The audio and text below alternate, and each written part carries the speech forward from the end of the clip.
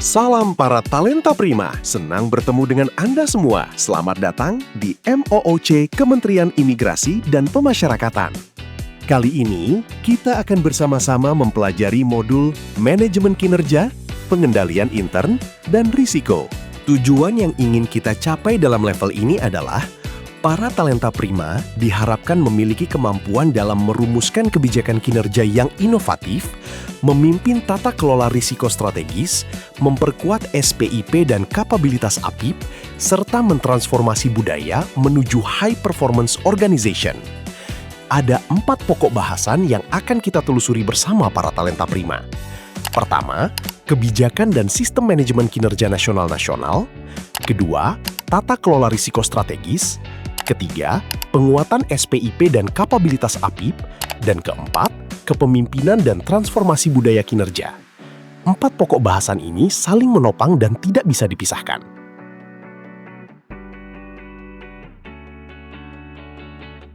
Kita mulai dari pokok bahasan pertama. Kemenimipas mengemban 2 fungsi besar sekaligus, yaitu keimigrasian dan pemasyarakatan.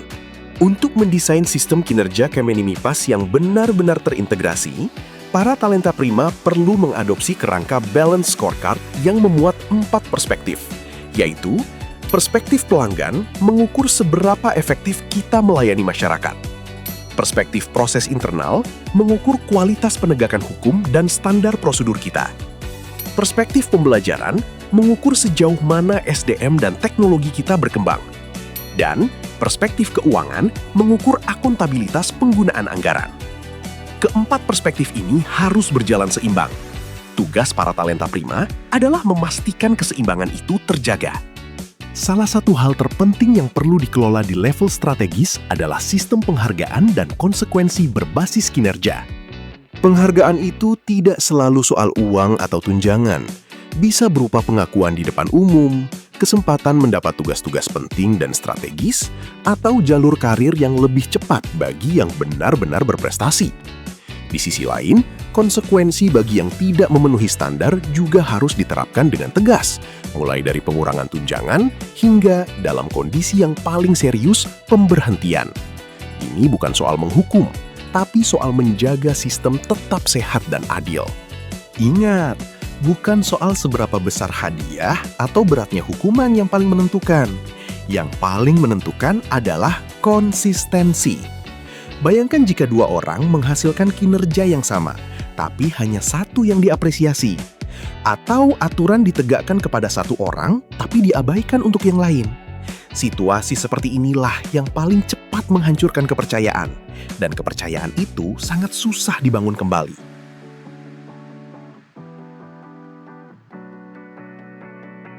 Para talenta prima, kita masuk ke pokok bahasan kedua, mengelola resiko di tingkat strategis.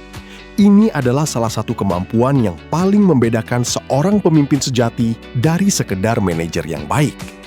Sebagai kementerian yang menangani imigrasi dan pemasyarakatan, Kemenimipas menghadapi 5 jenis risiko besar yang perlu para talenta prima waspadai. Pertama, risiko kebijakan. Dunia terus berubah. Cara pandang internasional tentang imigrasi dan pemidanaan bisa bergeser, dan kita harus siap menyesuaikan seluruh cara kerja kementerian. Kedua, risiko geopolitik. Ketegangan antar negara bisa berdampak langsung pada arus masuk orang asing atau situasi keamanan di lapas kita. Ketiga, risiko siber. Sistem informasi imigrasi kita menyimpan data jutaan warga negara asing. Satu serangan siber yang berhasil bisa berdampak sangat serius. Keempat, risiko SDM. Kita memiliki banyak unit kerja di daerah terpencil. Kekurangan personel yang kompeten di sana bisa langsung mengganggu operasional pelayanan. Dan kelima, risiko reputasi. Satu pemberitaan negatif yang viral bisa merusak kepercayaan publik yang sudah kita bangun bertahun-tahun. Kelima risiko ini nyata dan bisa terjadi kapan saja. Tugas para talenta prima adalah memastikan kita sudah siap sebelum risikonya benar-benar datang.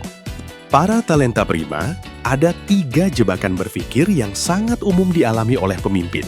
Dan kalau tidak disadari, bisa membuat kita salah menilai risiko. Yang pertama, kita cenderung merasa aman hanya karena sesuatu belum pernah terjadi sebelumnya. Padahal, belum pernah terjadi bukan berarti tidak akan pernah terjadi. Yang kedua, orang-orang di sekitar kita kadang hanya mengiyakan penilaian kita. Bukan karena mereka setuju, tapi karena tidak ingin berselisih dengan pimpinan. Akibatnya, risiko yang sebenarnya nyata bisa luput dari perhatian. Dan yang ketiga, kita kadang terlalu optimis dan meremehkan kemungkinan hal buruk terjadi karena ingin terlihat percaya diri di depan tim. Ketiga hal ini wajar secara manusiawi. Tapi sebagai pemimpin strategis, para talenta prima perlu secara sadar melawannya. Dari semua risiko yang ada dua yang perlu mendapat perhatian paling serius. Risiko kepatuhan dan risiko reputasi. Soal kepatuhan, di bidang imigrasi, risikonya muncul ketika aturan tidak ditegakkan secara konsisten atau ketika prosedur dilanggar dengan cara yang bisa mengancam keamanan negara. Di bidang pemasyarakatan, risikonya berupa pelanggaran hak-hak dasar warga binaan atau penyimpangan anggaran yang seharusnya digunakan untuk pembinaan. Keduanya bukan sekedar masalah hukum. Ini adalah masalah moral yang mencerminkan siapa kita sebagai institusi. Soal reputasi, kita hidup di era di mana satu kejadian bisa menjadi berita besar dalam hitungan jam. Dan Kemenimipas, karena tugasnya langsung bersentuhan dengan kebebasan dan hak asasi manusia, sangat rentan terhadap sorotan publik. Satu insiden yang ditangani buruk bisa merusak kepercayaan yang sudah dibangun bertahun-tahun. Ada 4 hal yang harus dijalankan bersamaan untuk mengelola risiko ini. Pertama, perkuat standar etika dalam pelayanan sehari-hari. Kedua, buka saluran pengaduan yang benar-benar mudah diakses dan direspons dengan serius. Ketiga, siapkan protokol yang jelas tentang bagaimana berkomunikasi saat terjadi krisis.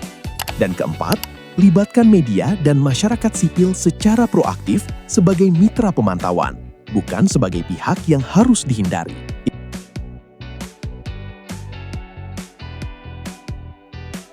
Pokok bahasan ketiga, memperkuat sistem pengendalian intern dan kemampuan pengawasan.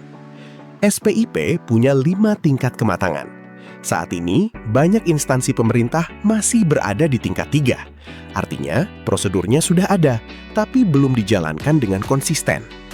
Target kita adalah tingkat 4 dan 5, di mana pengendalian bukan lagi sekadar checklist tahunan, tapi sudah menjadi kebiasaan sehari-hari. Untuk sampai ke sana, ada 5 hal yang harus dijalankan bersamaan. Pertama, para talenta prima sendiri harus menunjukkan komitmen yang konsisten, karena seluruh jajaran akan melihat dan mengikuti. Kedua, bangun budaya di mana semua orang di semua level peduli pada risiko dan pengendalian, bukan hanya tim pengawas. Ketiga, investasikan pada orang-orang yang kompeten di bidang ini, karena sistem sebaik apapun tidak akan berjalan tanpa SDM yang tepat. Keempat, manfaatkan teknologi agar pengendalian bisa dipantau secara langsung dan real-time, bukan hanya saat audit tahunan. Dan kelima, pastikan ada konsekuensi yang nyata bagi yang melanggar, bukan hanya penghargaan bagi yang patuh. Karena tanpa konsekuensi, aturan hanya akan jadi pajangan.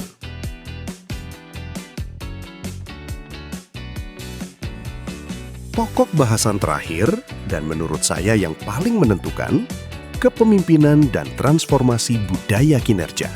Ada fenomena yang disebut tone at the top.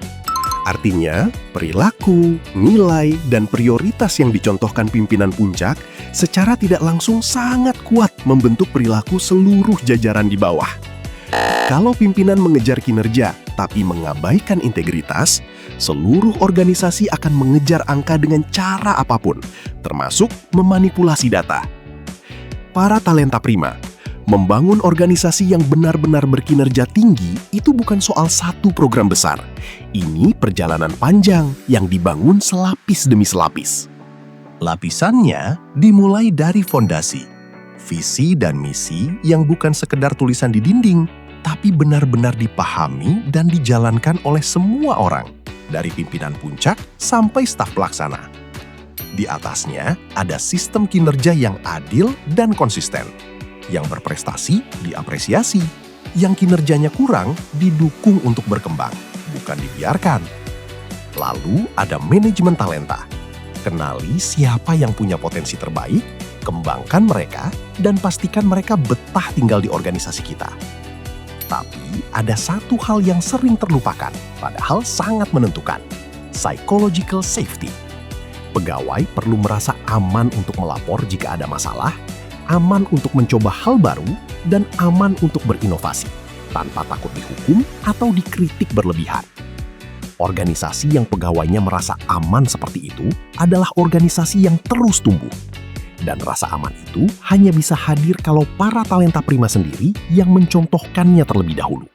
Baik talenta prima, demikian materi kita hari ini. Semoga bermanfaat dan kita semua senantiasa bangga melayani bangsa.